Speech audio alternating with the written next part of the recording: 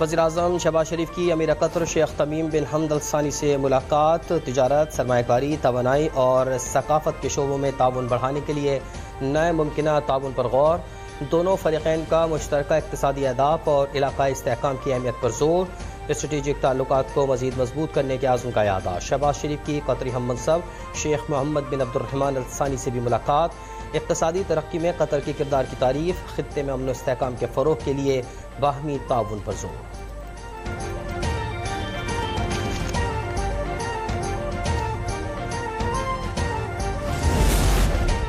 امریکی اراکین کانگریس کا بانی پی ٹی آئی کے لیے خط، ملکی معاملات میں مداخلت قرار۔ 160 اراکین اسمبلی کا وزیراعظم شہباز شریف کو خط لکھا۔ بانی پی ٹی آئی نے ریاستی اداروں کے خلاف سیاسی تشدد اور مجرمانہ دھمکیوں کو متعارف کروایا۔ 9 مئی کرایا۔ بدعنوانی کے ثابت شدہ الزامات کے تحت قید کاٹ رہے ہیں۔ اب جیل سے اسلام آباد اور لاہور میں تشدد اور انتشار کے لیے اکسا رہے ہیں۔ امریکہ اور برطانیہ میں مقیم عناصر ان کی منفی مہم میں کردار ادا کر رہے ہیں۔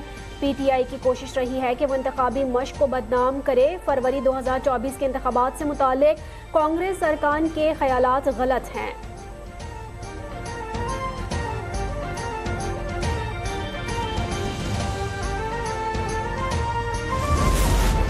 پاکستان کسی دوسرے ملک کے اندرونی معاملات میں مداخلت کرتا ہے، نہ ہی اپنے معاملات میں مداخلت پسند کرتا ہے۔ ترجمان دفتر خارجہ کا امریکہ کو واضح پیغام۔ لندن میں پاکستانی ہائی کمیشن کی گاڑی کو نشانہ بنانے والوں کے خلاف قانونی کارروائی کرنے کا اعلان۔ ممتاز زہرا بلوچ نے غزہ میں جلد از جلد جنگ بندی کا مطالبہ بھی دہرا دیا۔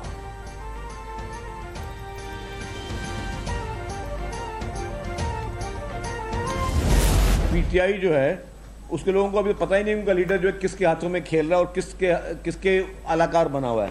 عام پی ٹی آئی کے امین کو تو اتنا اندازہ بھی نہیں ہوگا کہ ان کا جو لیڈر ہے اس کے لیے سارا کام اسرائیلی کر رہے ہیں۔ یہودی لابی چاہتی ہے ان کے پرندے کو آزادی مل سکے۔ سندھ کے سینئر وزیر شرجیل انعام میمن کی تنقید۔ کہا سوچی سمجھی سازش کے تحت اسرائیلی لابی پاکستان کو کمزور کر رہی ہے۔ لندن میں قاضی فائز عیسیٰ کے ساتھ رویے کی بھی مذمت۔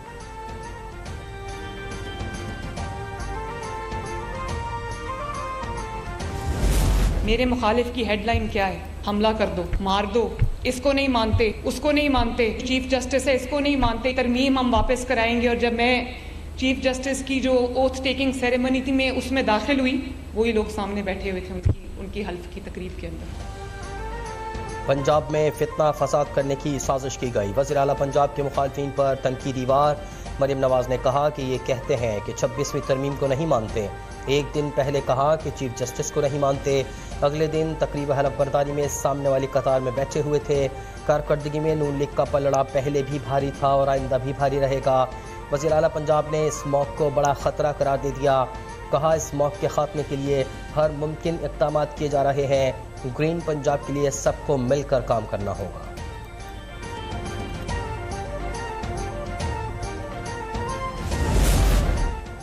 لاہور مسلسل اسموگ کی لپیٹ میں، پنجاب حکومت کی اسموگ پر قابو پانے کی کوششیں جاری۔ شملہ پہاڑی کے علاقے میں گرین لاک ڈاؤن نافذ۔ انسداد اسموگ کے لیے اداروں کو الرٹ رہنے کے احکامات۔ پنجاب کی سینئر وزیر مریم اورنگزیب کی عوام سے تعاون کی اپیل۔ کہا اسموگ کی خلاف ورزی پر 2 باربیکیو ریسٹورنٹ سیل کیے گئے۔ دھواں چھوڑنے والی فیکٹریوں، گاڑیوں اور اینٹوں کے بھٹوں کے خلاف کارروائیاں جاری ہیں۔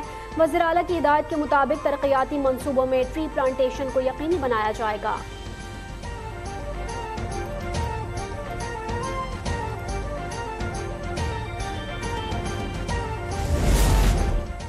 وزیر اعلیٰ پنجاب کی زیر صدارت صوبائی کابینہ کا اجلاس۔ تاریخ کی پہلی پنجاب روڈ سیفٹی اتھارٹی کے قیام کی منظوری۔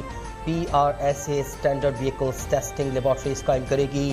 مریم نواز کا صوبے بھر میں گردوارے اور دیگر اقلیتی عبادت گاہوں کی بحالی کا حکم۔ فنکاروں کے لیے آرٹسٹ خدمت کارڈ کی گرانٹ بڑھانے کی بھی منظوری۔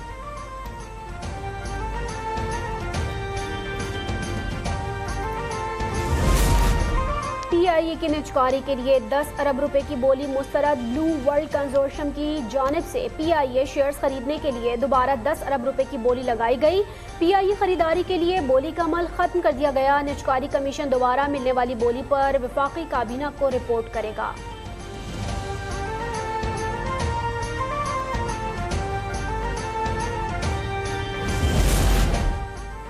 صدر مملکت آصف زرداری کے پاؤں میں فریکچر ہو گیا. گزشتہ رات دبئی ایئرپورٹ پر جہاز سے اترتے ہوئے حادثہ پیش آیا. ترجمان ایوان صدر کے مطابق ان کے پاؤں پر 4 ہفتے کے لیے پلسٹر کیا گیا ہے. ڈاکٹروں نے مکمل آرام کا مشورہ دیا ہے.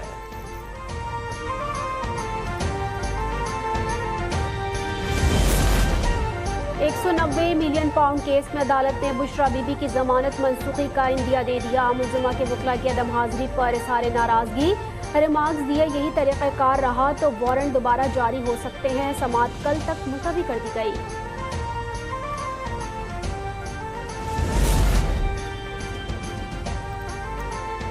لاہور کے نجی کالج میں طالبہ سے مبینہ زیادتی اور موت کی جھوٹی خبر سوشل میڈیا پر پھیلانے والی خاتون گرفتار.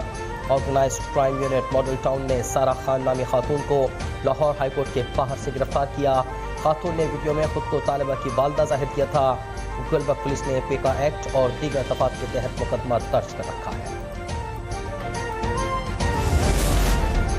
کراچی کارساز ٹریفک حادثہ کیس کی مرکزی ملزمہ نتاشا بری ہو گئیں. ایڈیشنل ڈسٹرکٹ اینڈ سیشن جج شرقی نے متوفی کے اہل خانہ کی جانب سے صلح نامے کے بعد نتاشا کو بری کر دیا.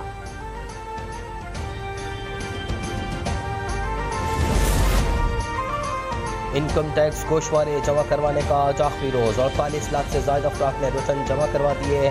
FPR کا مزید توسیع نہ کرنے کا فیصلہ. ترجمان کے مطابق گزشتہ سال کی نسبت انکم ٹیکس ریٹرن فائل کرنے والوں کی تعداد میں 23.5 لاکھ کا اضافہ ہوا.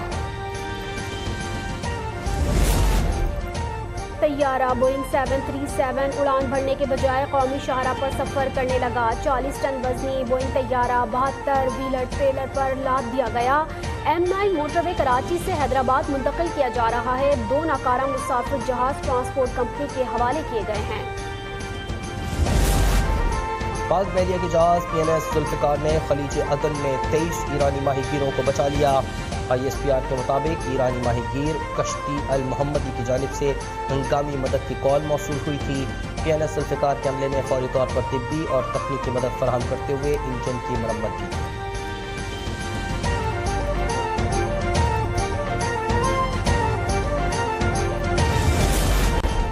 غزہ کی پٹی پر اسرائیلی حملوں میں مزید 42 فلسطینی شہید. شمالی غزہ میں حکام نے بیت اللہیہ کو آفت زدہ زون قرار دے دیا.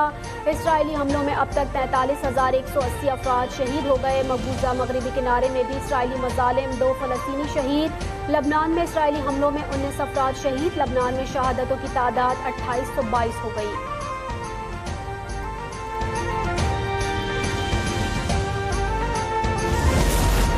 حماس نے غزہ میں جنگ بندی سے متعلق ثالثوں کے مطالبات کا جواب دے دیا. سامی ابو زہری نے کہا غزہ سے اسرائیلی فوج کا انخلاء، امداد اور پناہ گاہیں فراہم کرنا ہوگی. قیدیوں کے تبادلے پر بات چیت کے لیے بھی تیار ہیں. اقوام متحدہ کے ادارے نے غزہ میں قحط کا اندیشہ ظاہر کر دیا. کہا سردیوں کی آمد ہے اور امداد میں کمی کئی جانیں لے سکتی ہے. حسن نصر اللہ کے جنگی منصوبے پر عمل جاری رکھیں گے. حزب اللہ کے نئے سیکرٹری جنرل نعیم قاسم کا اعلان. کہا ہم اپنی زمین پر لڑ رہے ہیں. غزہ کی حمایت ہمارا فرض ہے. امریکہ نے کہا ایران کو اسرائیلی کارروائی کا جواب نہیں دینا چاہیے. ایسا ہوا تو ہم صہیونی ریاست کے دفاع کی حمایت کریں گے.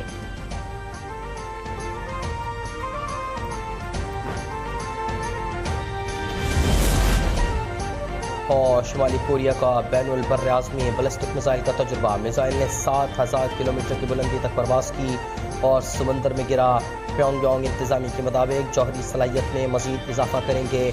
جنوبی کوریا، جاپان اور امریکہ نے میزائل تجربے کو سلامتی کونسل کی قراردادوں کی خلاف ورزی قرار دیا.